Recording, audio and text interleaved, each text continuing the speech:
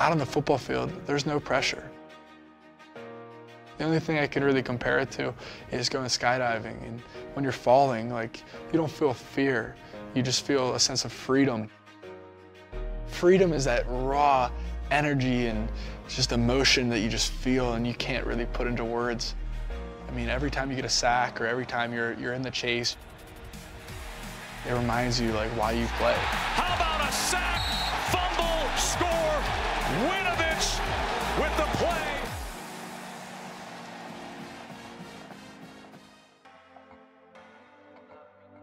The town I grew up in was a couple miles south of the city of Pittsburgh.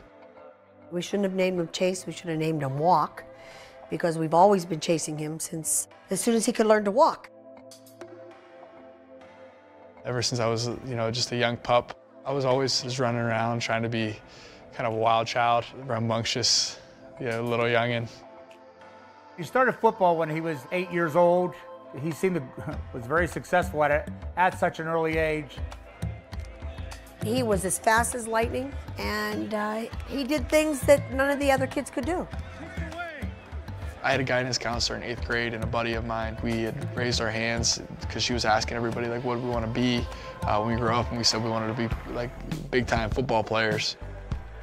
She had said something like, if there's like a 99% chance that you're not going to make it, that number kind of stuck with me throughout the process of this whole thing. And I was kind of like, maybe I could find myself in that 1%.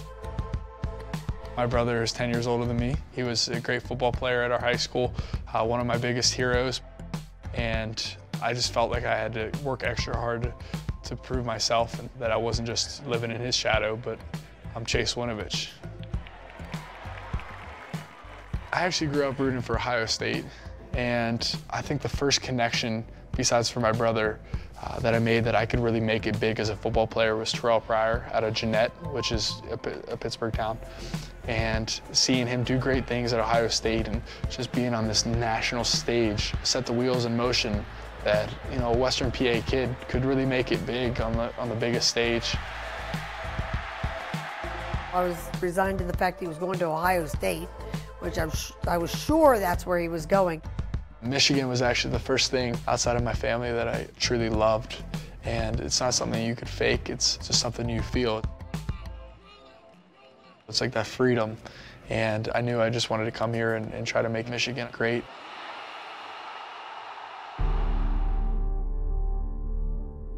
My freshman year, I anticipated making a contribution at least on special teams. And it wasn't that way at all. I was on defense. And then we had a bunch of injuries at tight end.